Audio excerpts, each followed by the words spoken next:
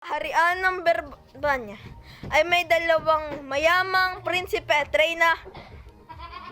Sila ay sobrang yaman na ang lahat ng kanilang kinakain at sinusuot ay napakamahal. Sa kabilang banda ay mayroong mag-asawang pulubi. Ang isa ay may sakit na stroke. Napagtanto ng dalawang kaharian na kailangan nilang maggala. At 20 pulubi sa daan, kaya binigyan nila ito ng pera.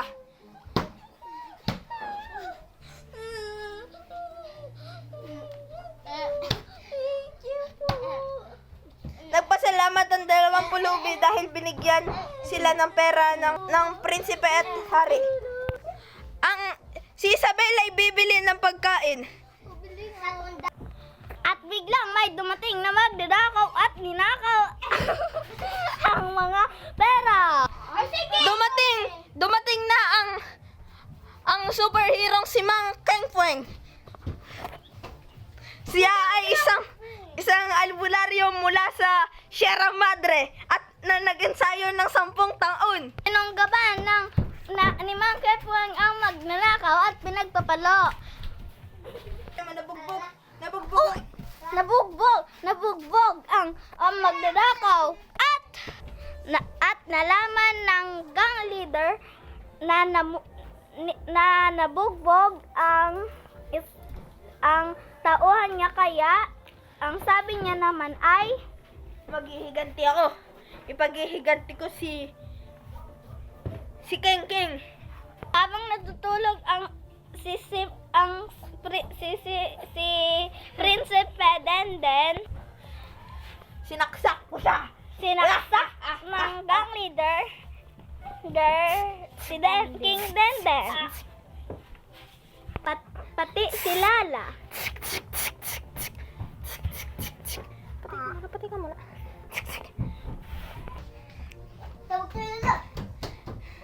Maglalaban na ang si Mang Kengfeng at ang gang leader. Anong ginawa mo sa aking mga alagad? Kinuha na ang mga pera ng mga pulis. Kaya, dapat alam silang mamatay.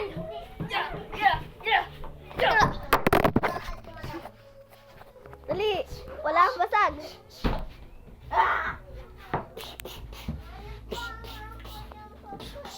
Natalo si Nelson ng gang leader dahil sa kakulangan ng May dumating na matandang uugod-ugod at nakita ang patay na si Mang Kengfeng. Ginamot ito ng pulubing uugod-ugod. Nabuhay muli si Mang Kengfeng na may dala at dahil naalala niya ang turo sa kanya ng kanyang master noon. Ito ang lahat ng sikreto ng kanyang master at kung saan nakatago ang lihim na sibat. Pinuntahan na ni Mang Kengfeng ang nasabing sibat at kinalaban na si gang leader. Muling nagpoos si Mang Kengfeng at ang gang leader. Fight!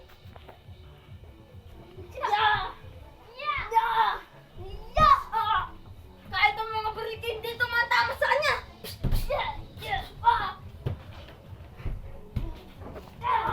Lapit.